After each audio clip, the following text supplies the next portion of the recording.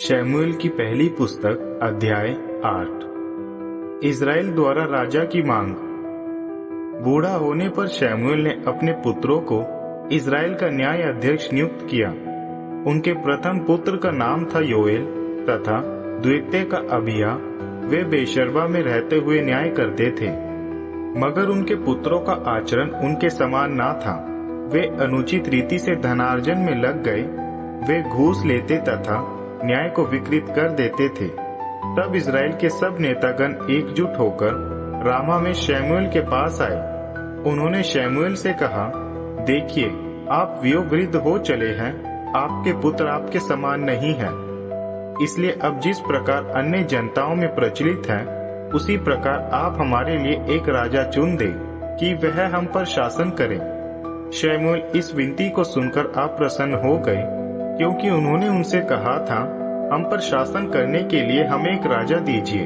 तब शमूएल ने यहोवा से प्रार्थना की। यहोवा ने शमूएल से कहा, ठीक वही करो जिसकी विनती ये लोग कर रहे हैं। उन्होंने तुम्हें नहीं परंतु मुझे अपने राजा के रूप में अस्वीकार कर दिया है, ठीक जिस प्रकार वे उस समय से करते चले आ रहे हैं, जिस दिन से मैंने उन्हें मिस्र से विमुक्त किया। तब से आज तक ये लोग मेरा परित्याग कर पराये देवताओं की आराधना करते रहे हैं। ठीक यही वे तुम्हारे साथ भी कर रहे हैं। तब सही यही होगा कि तुम वही करो जो ये लोग चाह रहे हैं। हाँ, उन्हें इस विषय में गंभीर चेतावनी अवश्य दे देना कि वह राजा जो उन पर शासन करेगा, उसकी नीतियां कैसी होंगी। तब शमूएल ने यहोवा द्वारा अभिव्यक्त सारा विचार, जिन्होंने उनसे राजा की नियुक्ति की विनती की थी, उन लोगों के सामने प्रस्तुत किए। शमूएल ने उनसे कहा, जो राजा तुम पर शासन करेगा, उसकी नीतियां इस प्रकार होंगी। वह तुम्हारे पुत्रों को लेकर अपनी रथों की सेना तथा घुड़सवारों के रूप में चुनेगा कि वे उसके रथों के आगे आगे दौड़ा करें। वह अपने लिए 1000 पर तथा 50 के लिए आदेशक चुनेगा। वह अपनी भूमि पर हल चलाने के लिए, उपज कटने के लिए तथा युद्ध के शस्त्र तथा रथों के लिए उपकरण निर्माता भी चुनेगा। वह तुमसे तुम्हारी पुत्रियां लेकर उन्हें सुगंध बनाने, रसोई कर्मचारी तथा सेकने की कर्मचारी के रूप में चुनेगा।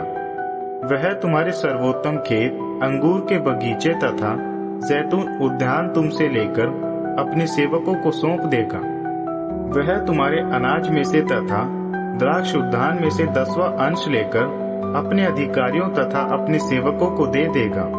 वह तुम्हारे सेवक सेविकाएं तथा तुम्हारे सर्वोत्तम युवाओं तथा गधों को लेकर स्वयं अपने कामों में लगा देगा।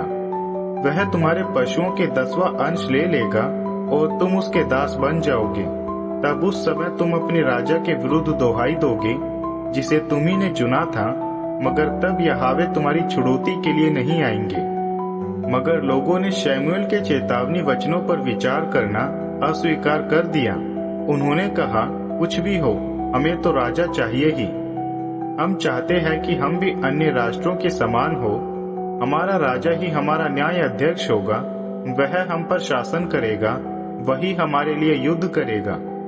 जब शमूएल लोगों की सारी मांगे सुन चुके, उन्होंने सभी कुछ यहोवा को सुना दिया। यहोवा ने शमूएल से कहा, वही करो जो वे चाहते हैं, उनके लिए एक राजा चुन दो। शमूएल ने इज़राइल के दूतों से कहा, तुम में से हर एक अपने अपने नगर को लौट जाए।